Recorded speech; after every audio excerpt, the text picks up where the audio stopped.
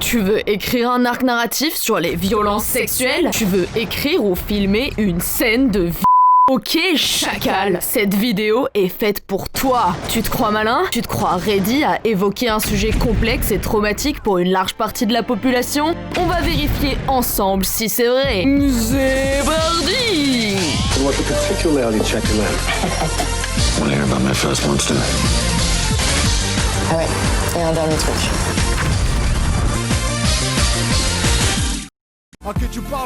Pour préparer cette vidéo, j'ai voulu regarder Unbelievable. Sortie en septembre 2019 sur Netflix, la série adapte l'histoire vraie de viols commis dans le Colorado entre 2008 et 2011. Elle suit, d'une part, les enquêtrices qui vont faire la lumière sur ces crimes et d'autre part, Marie, l'une des victimes, qui est accusée de faux témoignages après avoir tenté de porter plainte. La série a été visionnée 32 millions de fois dans le mois suivant sa sortie. Les critiques ont été largement positives et la série semble avoir accompli le but qu'elle s'était donné, faire entendre l'histoire des victimes de viols que tout cherche à rendre silencieuses. Le seul problème, c'est qu'il m'a fallu même pas 3 minutes pour accepter l'évidence. Moi, je ne peux pas regarder cette série. Unbelievable est sûrement une série excellente qui parle avec grâce et gravité d'une histoire dans laquelle je pourrais me reconnaître, mais je n'y ai pas accès. Les flashs du viol à la première personne, le ton grave et immersif m'en empêchent. Est-ce que ça veut dire qu'Unbelievable est une mauvaise série? Non, sûrement pas. Mais je pense pouvoir dire que ce n'est pas une série qui s'adresse à moi, une victime, plutôt qu'elle a été pensée pour un public peu ou pas averti sur ces questions, pour les y sensibiliser. Outre les choix de réalisation, le fait que la série soit adaptée d'une histoire vraie, que le violeur soit un inconnu encagoulé qui entre par effraction chez les victimes, les attache et les menace avec une arme, tous ces éléments rendent les viols dont parle Unbelievable plus faciles à comprendre pour le public non concerné, car ils correspondent aux représentations que l'on a déjà à propos du viol. Et la série montre que, même dans ce cas-là, la victime peut être accusée de mentir. C'est un message intéressant, mais la forme qu'il revêt risque d'être inaccessible aux premières concernées comme moi. Et en voulant être la plus facile à comprendre possible, la série risque aussi de renforcer les stéréotypes. Si je veux parler des séries qui offrent des pistes de réflexion intéressantes sur les représentations des violences sexuelles et vous transmettre les conseils d'écriture que j'en ai tirés, c'est toujours en gardant à l'esprit les victimes présentes parmi votre futur public. By shedding a light on these difficult topics, we hope our show can help viewers start a conversation. But if you are struggling with these issues yourself, this series may not be right for you. Donc si votre but, en tant qu'auteur ou autrice, c'est de parler aux personnes sans connaissance ou expérience des violences sexuelles, en rendant votre histoire la plus digeste possible pour eux, si, dans votre démarche, vous pensez d'abord aux sceptiques que vous voulez convaincre avant de penser aux personnes qui ont déjà vécu tout ça, je pense que vous faites fausse route. Maintenant que c'est dit, passons au conseil le plus important de la vidéo. Don't. Si vous voulez écrire une scène de viol, ne le faites pas. Si vous voulez écrire un arc narratif sur les violences sexuelles, ne le faites pas. Voilà, c'est la fin de la vidéo, j'espère que ça vous a plu. Non, sérieusement, prenez votre histoire, prenez votre arc narratif sur les violences sexuelles et posez-vous la question, est-ce que c'est vraiment nécessaire? Si c'est là pour choquer, pour faire adulte, pour prouver qu'un personnage est vraiment méchant parce que waouh, c'est un violeur, dis donc, arrêtez tout. Regardez ma première vidéo et trouvez autre chose. En 2014, Karen Velby a écrit un court article pour Entertainment Weekly implorant « Hey, les séries, arrêtez de violer les femmes ». Elle prend les exemples de Downton Abbey, Scandal et House of Cards pour montrer que souvent, les viols sont utilisés comme péripéties automatiques pour un personnage féminin, ou comme origin story basique censée expliquer une attitude froide et antipathique. Donc si vous pensez à écrire ce genre d'histoire pour un personnage féminin, demandez-vous d'abord quel événement auriez-vous écrit si ce personnage était un homme. Vous allez peut-être vous apercevoir que vous pouvez complètement remplacer le viol ou l'agression sexuelle par autre chose, sans affecter ni le personnage, ni le reste de l'histoire. Car la vengeance, la guérison, toutes ces thématiques peuvent être abordées sans passer par l'écriture de violences sexuelles, et encore moins de scènes de violences sexuelles. C'est la solution choisie par Bryan Fuller, le showrunner d'Hannibal. Ne jamais inclure de viol dans sa série. Cette décision a influencé la manière dont il a choisi d'adapter le livre Dragon Rouge de Thomas Harris dans la saison 3, en faisant passer du texte au sous-texte les viols nécrophiles commis par le tueur en série. C'est un peu la décision inverse à celle dont on parlait dans la première vidéo. Il expliquait en 2015 dans une interview à Entertainment Weekly « En tant que spectateur, je ne peux pas être diverti par ça. Et je suis le premier spectateur d'Hannibal. Mon rôle de showrunner, c'est de vouloir regarder la série que l'on est en train de créer. Si quelque chose semble opportuniste ou superflu, j'essaie de l'éviter. Un personnage subit un viol, c'est une histoire facile à pitcher, et ça vient avec tout un tas de clichés qui sont rarement élevés dramatiquement ou émotionnellement. Souvent, on en est réduit à utiliser des raccourcis, et je ne crois pas qu'il puisse y avoir de raccourcis pour le viol. Et je dis tout ça alors que je peux être énormément divertie par le cannibalisme. Il y a une ironie dans le cannibalisme que je trouve terrifiante et amusante. Je peux totalement assumer le thème du cannibalisme et jouer avec, mais le viol, pas vraiment. En effet, Hannibal est une série pleine de meurtres extrêmement graphiques, de personnages moralement ambigus et de monstres humains qu'on est amené à aimer. La question n'est donc pas d'exiger des séries et des histoires sans violence et sans atrocité, mais bien de peser le poids de ce que l'on produit. Vous pouvez vous demander, ok, la série ne contient pas de viol, alors qu'est-ce qu'elle fout dans la vidéo ? Eh bien, sans les évoquer explicitement, Hannibal parle quand même de thématiques liées aux violences sexuelles. La relation d'emprise et de lutte entre les deux personnages principaux, Will Graham et Hannibal Lecter, est au centre de la série. C'est avec elle qu'on explore la manipulation, l'abus psychologique, la sensation étouffante de devenir fou sans pouvoir expliquer pourquoi, le combat pour être entendu quand personne ne veut vous croire, les cicatrices qui restent après les abus, etc. Le personnage de Margot Verger, qui apparaît dans la 2e saison, s'inscrit dans ces thématiques et les enrichit. Elle est victime d'abus de la part de son frère Mason, desquels elle a des séquelles psychologiques et physiques. La nature de ces abus reste floue. On peut supposer des abus sexuels, mais ce n'est jamais confirmé. Justement, le confirmer n'aurait aucun intérêt pour l'histoire. On n'a pas besoin de connaître les détails de ce qu'elle a subi, et on n'a pas non plus besoin de voir les abus à l'écran. La parole de Margot suffit. En un sens, la série nous empêche de nous adonner à nos penchants voyeuristes, où la souffrance et les traumas sont décortiqués pour notre divertissement. À la place, on nous demande tout simplement de croire la victime. L'absence de scènes d'abus n'empêche donc pas les scénaristes de créer un personnage féminin qui cherche à se venger et à récupérer son autonomie. Et l'allusion aux violences sexuelles fait sens dans l'écriture d'Hannibal. La décision de ne pas l'expliciter visuellement ou même verbalement permet une distance sécurisante pour les victimes qui regardent la série. De plus, son univers macabre et très esthétique ajoute à la distance narrative une distance formelle. Hannibal ne cherche pas à imiter le réel. Au contraire, c'est dans ces décalages avec la réalité qu'elle permet au public d'explorer des sujets difficiles et tabous avec une certaine sécurité. En fait, raconter des réalités difficiles en passant par un univers éloigné de la réalité, c'est un procédé qu'on connaît tous et toutes déjà, puisque c'est celui utilisé par les contes pour enfants. Et ce n'est pas parce que le public est adulte qu'il devient brusquement incapable de comprendre les allégories, alors il n'y a aucune raison d'arrêter d'en utiliser. Et mon univers brutal alors ? On ne peut pas vraiment dire que l'univers d'Hannibal soit doux, mais peut-être que vous n'êtes pas tout à fait convaincu. Alors je vais prendre un exemple peut-être plus parlant, The Witcher, série médiévale fantastique adaptée des livres d'Andrzej Sapkowski. Donc on a l'excuse du Moyen-Âge, le héros est un grand beau gosse taciturné sombre, il y a des monstres, il y a des princesses. Si on est pessimiste comme moi, on peut s'attendre à une scène de violence sexuelle histoire de planter le décor et nous prouver que c'est un vilain monde de brutes. Et plot twist, en fait non. Dans le premier épisode, Renfri dit clairement qu'elle a subi un viol. Et il n'y a pas de flashback, pas de scène, rien. Seulement des mots. Et sapristi que c'est reposant de ne pas devoir passer par une scène explicite. Comme quoi, ce n'est pas si compliqué à faire, ou plutôt à ne pas faire. Les violences faites aux femmes sont donc seulement mentionnées au fil du premier épisode. Mais en plus de ça, le dilemme moral présenté à Geralt, choisir entre aider un magicien à tuer une femme prétendument maudite et aider une femme victime de viol à se venger, est résolu d'une manière que je trouve assez pertinente, en questionnant la possibilité même de rester neutre devant une situation d'injustice. Et à ce sujet, je vous invite à regarder la très bonne vidéo de Bolchegeek, dont le lien est dans la description. Les standards sont peut-être bas quand on parle de médiéval fantastique à la télévision, mais il y a une caractéristique de The Witcher que j'aimerais relever. Les violences faites aux femmes et aux minorités en général sont constamment remises en question par les personnages. Les discriminations sont critiquées, dénoncées, combattues parfois, et pas passivement notées comme une part inévitable de la vie dans cet univers.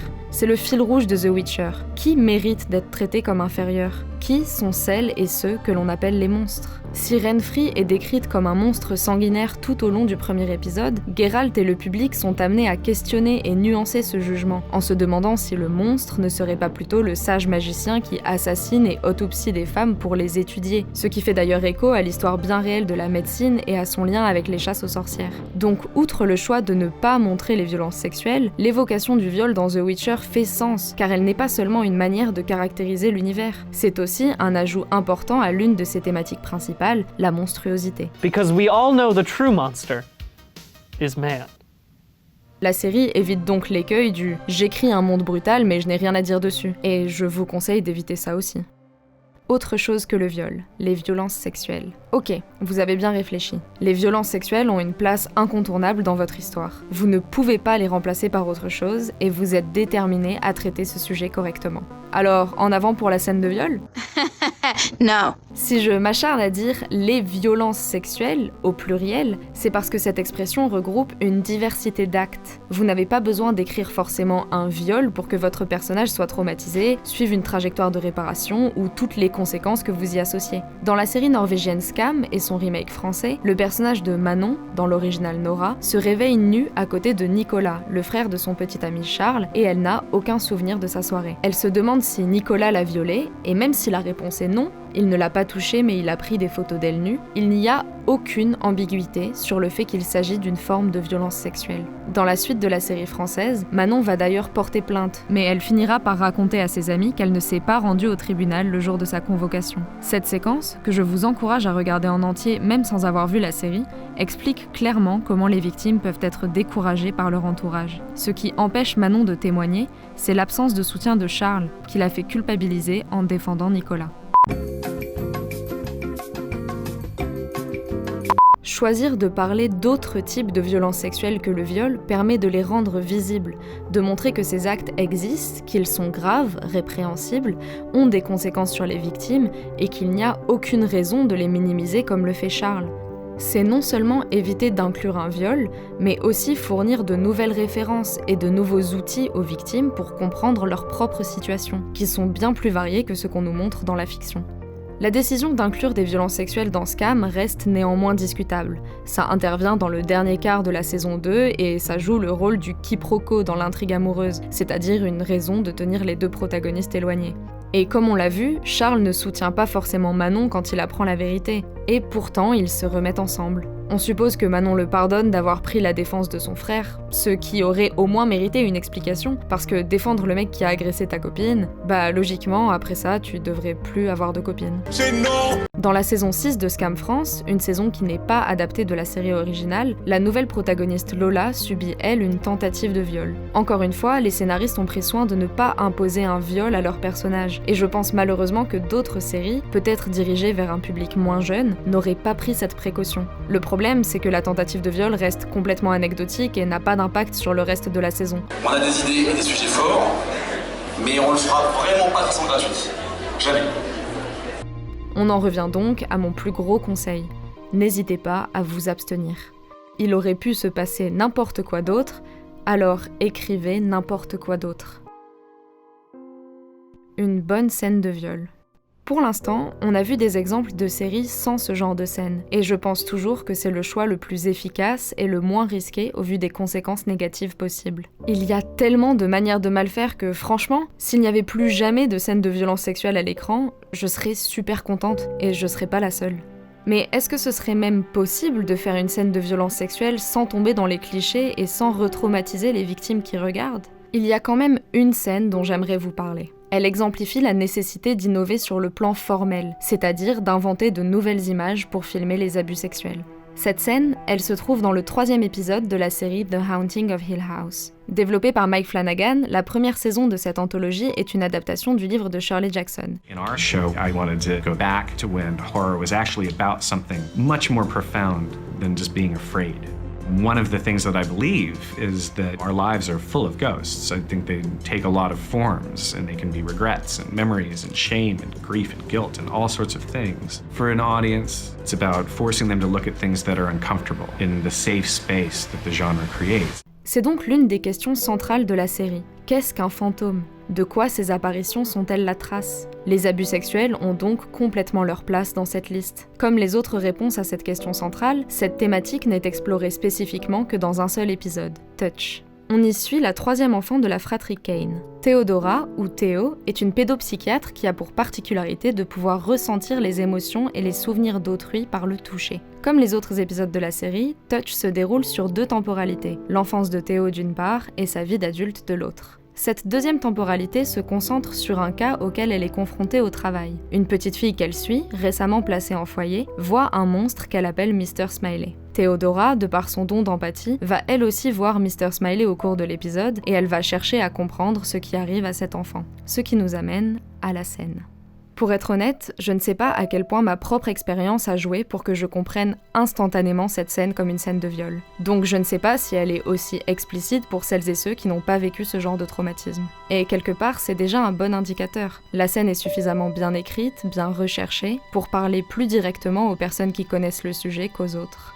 Dans cette scène, Théo se rend au sous-sol de la famille d'accueil, car sa jeune patiente lui a dit que c'était là que vivait Mr. Smiley. Elle trouve un canapé qu'elle touche à main nue avant de s'installer dessus. Elle est visiblement perturbée, mais c'est quand elle s'allonge que les doutes se confirment. Théodora revit les abus qui ont été commis sur ce canapé.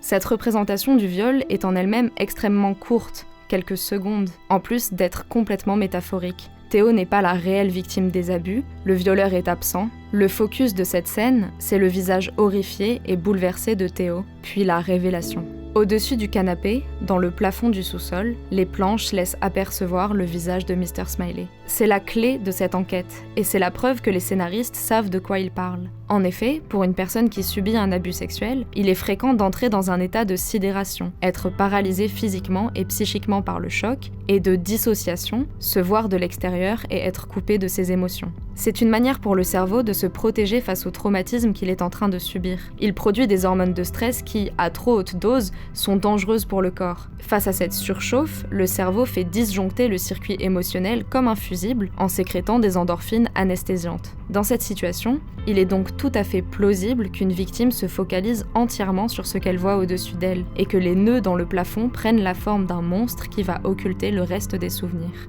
Filmer cet événement à travers Théo permet aussi de ne pas demander à une enfant de jouer une scène qu'elle ne comprendrait pas ou qui pourrait la traumatiser. Et en plus, cette mise en scène désexualise complètement le viol, car trop souvent, les scènes de violence sexuelle se retrouvent comprises et incluses comme des scènes de sexe, qui sont d'ailleurs réuploadées sur les sites porno. Il est donc extrêmement important de prendre en compte cette érotisation des violences sexuelles pour s'assurer de ne pas la reproduire.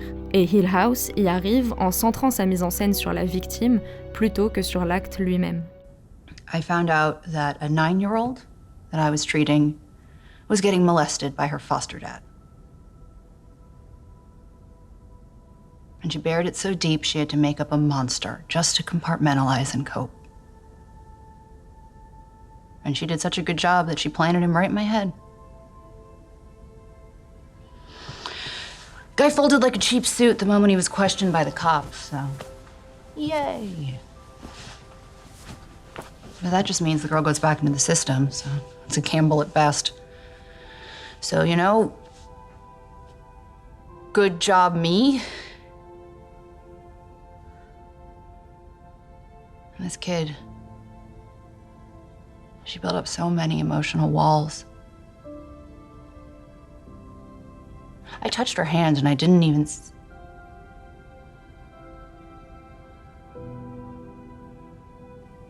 She just needed help and no one was listening.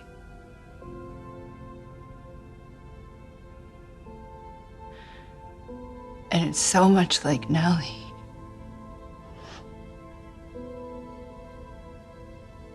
So, should we talk about your day or would you rather come to bed? Cette courte scène, qui conclut presque l'épisode, expose clairement ce qui rend cette storyline intéressante.